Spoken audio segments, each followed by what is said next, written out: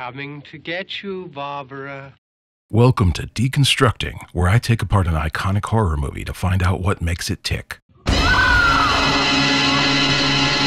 In this episode, we're going even more old school than usual and revisiting one of the most influential, legendary, and powerful horror movies ever made.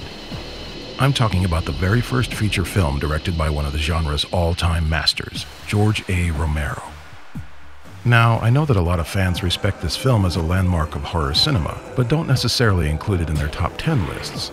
That could be due to it being shot in black and white and released in 1968, or because it's been in the public domain longer than most of us have been alive. In a way, it's like the Beatles of horror movies. People acknowledge its role in horror history, but don't really revisit it that often.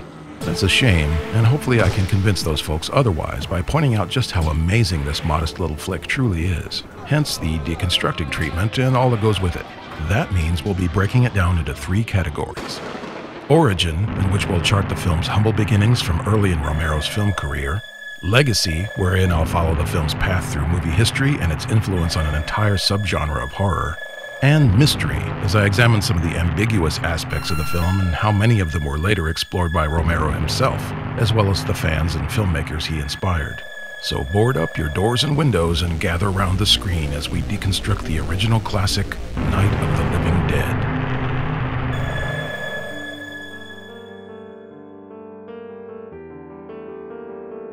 The beginnings of this film go pretty far back, all the way to George Romero's first professional film work in Pittsburgh in the mid-60s, working for a local ad agency, Latent Image, which specialized in television ads, industrial, and educational films. Most TV commercials were shot on film in that era, and Romero honed his filmmaking skills, shooting and editing ads for beer and laundry detergent. Thrill to the Calgon story at your nearby family washing machine. He even directed a groundbreaking segment for the beloved children's show Mr. Rogers' Neighborhood, in which he filmed Fred Rogers' own tonsillectomy to show kids that a trip to the hospital is nothing to fear. It's kind of ironic, considering Romero would spend the rest of his career terrifying audiences around the world. Nevertheless, he reached a bit of a creative plateau, and his love of filmmaking prompted him to explore the possibility of making a feature film. To accomplish this goal, he formed the production company Image 10 along with 9 of his friends. After reading Richard Matheson's classic post-apocalypse novel, I Am Legend, he hit on the solution. Without adapting the story directly, he conceived a similar concept about the end of the world, shifting the focus on a global catastrophe to a small group of confused strangers trying to survive as the nightmare literally knocks on their door in the form of reanimated human corpses with unique dietary requirements.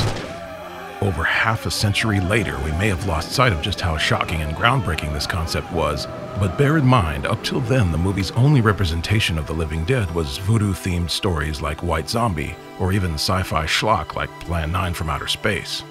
Not only do Romero's undead crave human flesh, we're shown graphic close-ups of them dining on the corpses of several characters. That level of violence may seem mild today, but to 1968 audiences reeling from the real-world horrors of Vietnam shown on the evening news, it was almost too much to bear. The film also broke new ground in independent filmmaking as Romero and his team collaborated at every level to reduce costs. Most of the actors did double or triple duty as crew members, and many also had dual roles as zombies.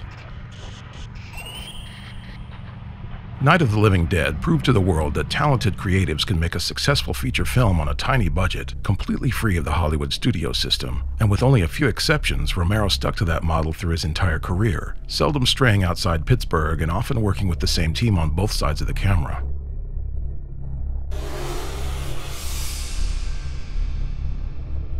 This is without a doubt the most significant aspect of Romero's masterpiece, its tremendous impact on the horror genre in general and on zombie movies in particular. At first, Night of the Living Dead was mainly relegated to drive-ins across the US, where it enjoyed a modest success.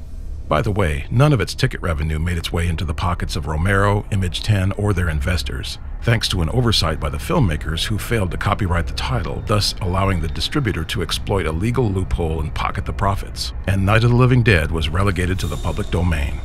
Romero tried to move on to other films across different genres with little to no financial success, and it wouldn't be until the mid-70s that Romero would finally reap the benefits of his first feature. Although Night of the Living Dead had long faded from the public consciousness in the United States, the film was a smash hit in other countries. In European markets throughout the 70s, audiences were screaming for more movies about flesh-eating undead ghouls, and studios couldn't make enough zombie flicks to satisfy their cravings. Enter Italian horror auteur Dario Argento. Argento reached out to Romero himself with an intriguing offer. If Romero wrote a sequel to Night of the Living Dead, Argento would secure overseas money to help finance the film, with the stipulation that he could recut and distribute the film for European audiences. The fruit of this perfect partnership was, of course, another landmark in horror cinema, Dawn of the Dead. Thankfully, the rising tide of zombie mania lifted Romero's boat enough to bring him back into the public consciousness. While he continued to expand on his Living Dead cinematic universe, Romero's success among horror audiences boosted him into the mainstream while he continued to embrace the independent filmmaking ideal.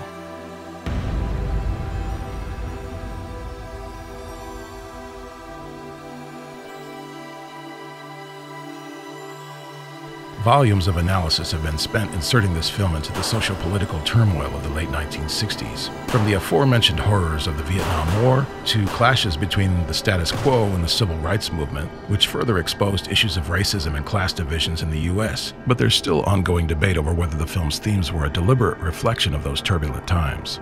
Romero himself claims he steered clear of political allegory in Night of the Living Dead, instead stating lead actor Dwayne Jones was not chosen for the color of his skin, but for his acting talent alone.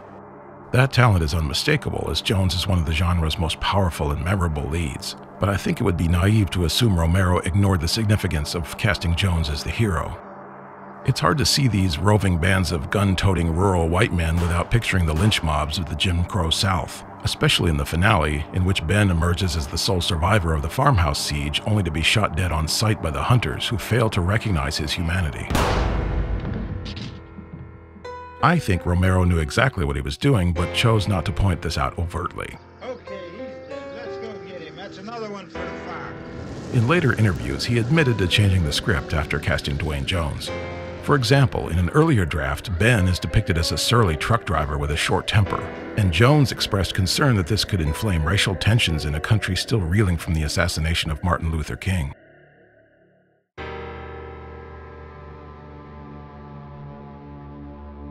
Although most fans zero in on a few lines of dialogue from TV and radio broadcasts about the possible link between the zombie outbreak and radiation coming off a space probe returning from Venus, this theory is never proven.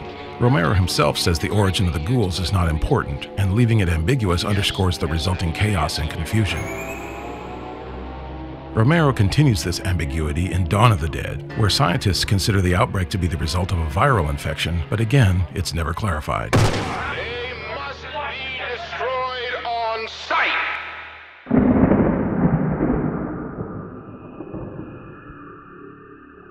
As with many drive-in movies at the time, Night of the Living Dead underwent a title change. In this case, the working title, Night of Anubis, named after the Egyptian god of death and rebirth, was dropped as being too intellectual for the drive-in crowd. It was subsequently retitled Night of the Flesh Eaters, but the distributor feared that was too similar to a horror exploitation flick from 1964 and changed it on the opening title card. That change caused the copyright fiasco I mentioned earlier. I could go on for hours about all the details, theories, and other nuances of Night of the Living Dead, but we'd rather hear your ideas about it. Do you have any pet theories, favorite bits of trivia, or personal stories about your first encounter with Night of the Living Dead? Be sure to share them in the comments. And while you're here, why not give this video a like and ring that little bell to subscribe for more original JoBlo horror content?